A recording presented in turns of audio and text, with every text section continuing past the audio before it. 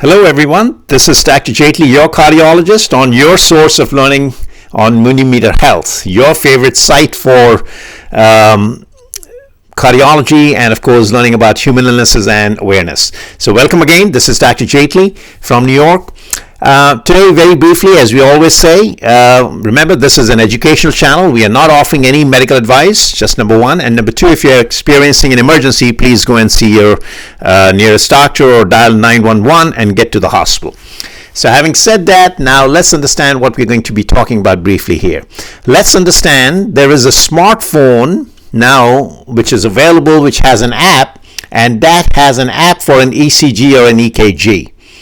So essentially what it does is, now in the United States it's called EKG, but the rest of the world is called ECG, but still it's an electrocardiogram. And it's basically what you're doing is you're looking at the basic rhythm.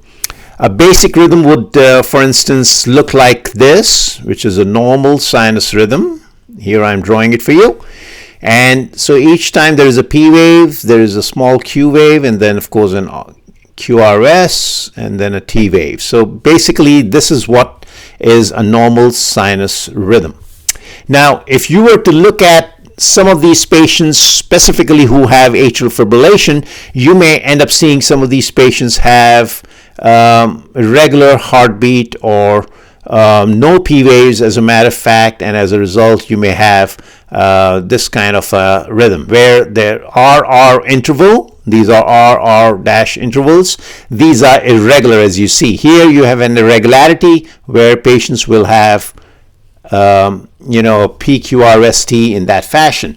However, here you will not have the P waves, one, so there will be fibrillar waves, and then the RR pattern is irregularly irregular. So that's atrial fibrillation. Now we know atrial fibrillation comes with a huge mortality and a morbidity, specifically so because the incidence of stroke, which we write as CVA, is highly prevalent in these individuals.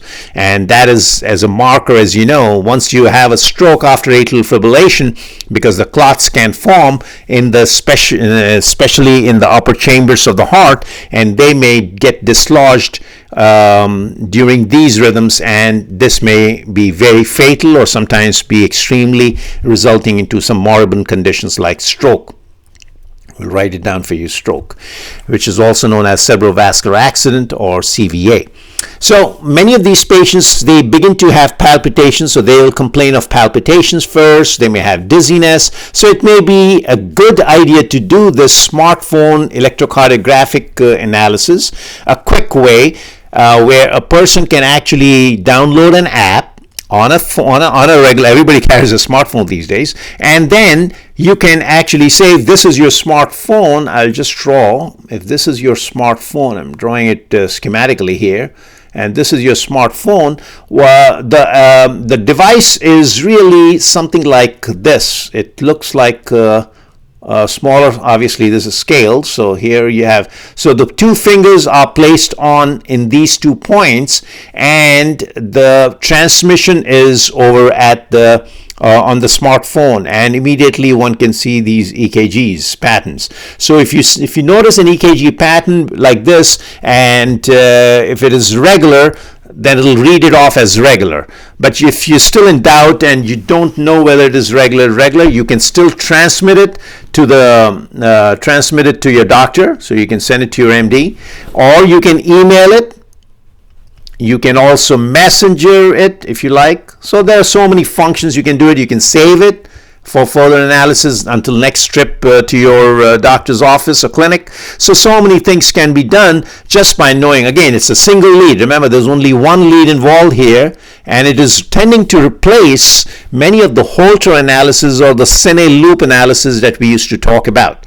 In the past, God knows, 20, 30 years, I've been using those Holter. So one way a smartphone capability has come now in play, where it's FDA approved, and this device, this app, specifically which records single lead EKG or ECG, whatever you prefer, and tells you whether you are having a basic rhythm, which is a normal sinus rhythm, we call it NSR, or you're having an AF. Now, most of the times, as I said, it entails a workup of patients who complain of palpitations and dizziness. But do not forget that, the instantaneous recording that is being sent and transmitted immediately entails that the patient may require therapy or may not require therapy. Many times patients have palpitations after a cup of coffee, or maybe from anxiety, or just from tiredness or fatigue. But the fact is that if these palpitations are real and they're resulting from atrial fibrillation, they will be picked up immediately, and the sensitivity is pretty high, folks. It's about 97%. So that's pretty high. Now, it also further leads you to develop a quick therapy model, and a diagnostic potential is again amazing, because one, you're able to diagnose whether these patients, the palpitations are real, are they atrial fibrillation related, or they are not. So that's the diagnostic potential. But a quick therapy can also be applied, because many times patients present to the office at that time they're not having palpitations, and a 12-lead EKG is fruitless. It's not fruition.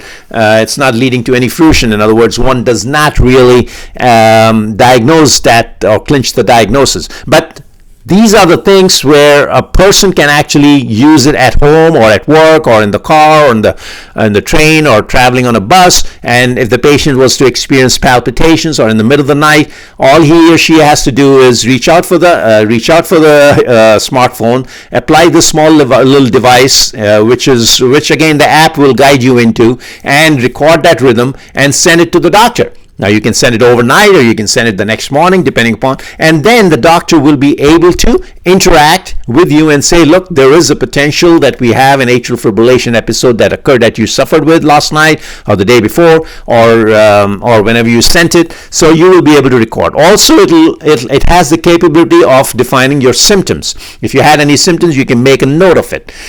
Prognostically, it is also very helpful, because many of these patients who have already had atrial fibrillation and they've gone through an ablation, we are starting to see that it can be another indication. It can be a potential indication for these patients to have the smartphone analysis by electrocardiographic means or apps, and they could check whether the ablation was successful, because many of these patients who undergo an ablation, they can still go back and have recurrent AF. So one can really see the smartphone analysis there. And then, of course, drug therapy. Patients who are on amiodarone, for instance, or other drugs which have been tried successfully for atrial fibrillation in that individual, one can assess the efficacy, whether this patient stays in sinus rhythm based on these drugs. Their dosages can be adjusted. Their combination of the drugs can be looked at, and so on and so forth. Again, in a short video here, we are trying to sort of give you some ideas to what smartphone technology today with an EKG analysis can do for you, specifically so if you have palpitations and dizziness and you're working up a patient in that regard. It's a good idea to consider this modality of diagnostic tests, so that one can really arrive at a quick diagnosis, and therefore offer a quick therapeutic potential as well. Okay, so this was the scope of our short video here. Hope you enjoyed, and do not forget to press the like button, and of course make sure you subscribe to MuniMeterHealth, your source of learning cardiology. Thank you again, and I look forward to seeing you again in my next video. Bye now.